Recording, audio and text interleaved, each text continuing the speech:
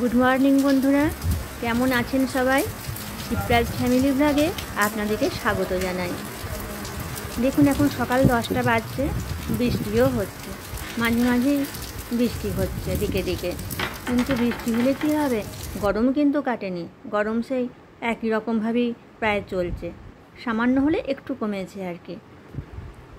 তারপর আমি রান্না এখন বসিয়ে দিয়েছি, রান্না চলছে, মানে কিছুটা রান্না হয়ে গেছে, আর এখন আমি শেষ রান্নাটা করছি। লাউয়ের একটা তরকারি বানাবো। দেখুন বন্ধুরা, আমি অনেক দিন ভিডিও দিতে পারিনি নানান সমস্যার কারণে। তাই আপনারা যারা আমার পাশে ছিলেন, যেভাবে ছিলেন আপনারা সেইভাবেই আমার পাশে থাকবেন, এটাই আমার অনুরোধ। একটু কালো জিরে আর কাঁচা লঙ্কা দিয়েছিলাম, দিয়ে একটু ভাজা ভাজা করে নেওয়ার পর লাউটা দিয়ে দিচ্ছি। গতকাল লাউটা এনেছিল জানেন, দিয়ে ভাবছি লাউটা কি করব, তা দেখলাম বাড়িতে আবার একটু নারকেলও আছে, সেই জন্য এই লাউয়ের এই রেসিপিটা করছি। লাউটাও দিয়ে দিলাম, ছোট ছোট করে কেটে নিয়েছি, নিয়ে ধুয়ে রেখেছিলাম, জল ঝরিয়ে নিয়েছি। তবুও লাউটা ভাজতে ভাজতে দেখুন না, লাউ থেকে প্রচুর জল বের হয়ে যায়।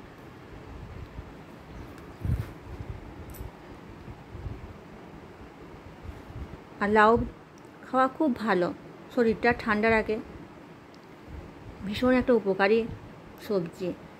দেখছেন কতটা জল বেরিয়ে গেছে, তাই এটা রান্না করার সময় আমাকে আলাদা করে আর জল দিয়ে সেদ্ধ করতে হবে না।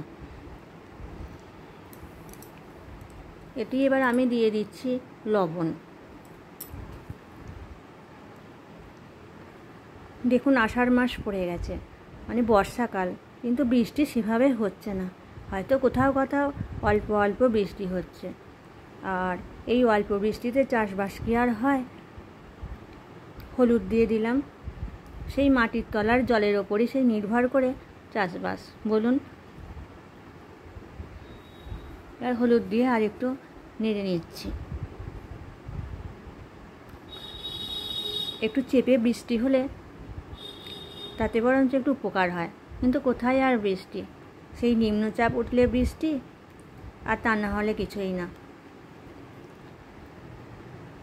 তো অনেকটাই জল বেরিয়ে গেছে, আর মিষ্টি হওয়ার জন্য আমি একটু চিনি দিয়ে দিলাম, দিয়ে আবারও ভালো করে নাড়িয়ে নিচ্ছি। আর দিয়ে দিচ্ছি একটু হলুদ গুঁড়ো, আর কোনো মশলা দেব না, ওই নুন, হলুদ আর লঙ্কা গুঁড়ো আর চিনি দিয়ে ভালো করে নাড়িয়ে নিচ্ছি। নিয়ে একটা ঢাকা দিয়ে দেবো, এই জলেতেই সিদ্ধ হয়ে যাবে। তা আমি একটা ঢাকা দিয়ে দিলাম। দেখুন, ভিডিও করতে ভালোবাসি, মনে হয় একটা ভিডিও তৈরি করি। তো ঢাকা খুলে নিলাম, আর মানে ভালোবাসি, কিন্তু তবুও তার সত্ত্বেও অনেক দিনই বড় ভিডিও আমি ছাড়তে পারিনি। আপনাদেরকে তো বললাম না, বিভিন্ন কারণের জন্য। আর বাড়িতে নারকেল ছিল জানেন, আধটা মালা কাল হয়ে গেছে, আর অর্ধেকটা ছিল, সেটা কুড়ে রেখেছি, তার থেকেই খানিকটা দিয়ে দিলাম। দিয়ে ভালো করে এটা ভাজা ভাজা করে রান্নাটা করব। আর একটুও জল থাকা চলবে না, যত ভাজা ভাজা হবে তত এটা টেস্টি হবে।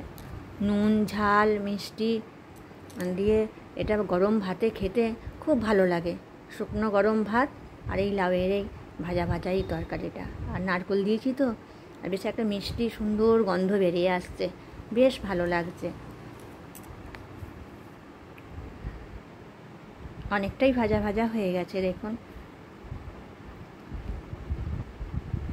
আর বন্ধুরা, আপনাদের সঙ্গে আমি গল্প করতেও ভালোবাসি। আর এই যে রান্না করছি, আর রান্না করতে করতেই আমাকে একবার দেখিয়ে নিলাম আর কি, সবটা একসাথে ঠিক ছবিটা নিতে পারছি না। আরও রান্না করেছি, সেগুলোও আপনাদের সাথে শেয়ার করে নিই।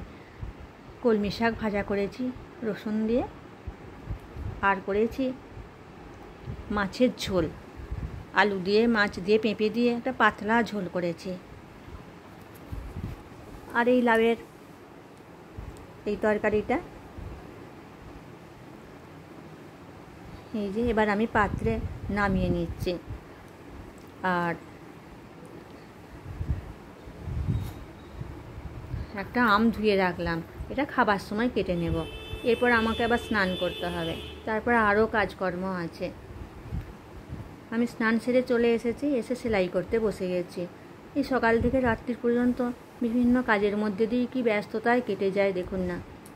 আর বন্ধুরা, আমার ভিডিও ভালো লাগলে আমাকে একটা লাইক দিয়ে উৎসাহিত করবেন, কমেন্ট করবেন আর শেয়ার করবেন, আমার পাশে থাকবেন, আমার চ্যানেলটা সাবস্ক্রাইব করে দেবেন প্লিজ। আজ তাহলে আসি।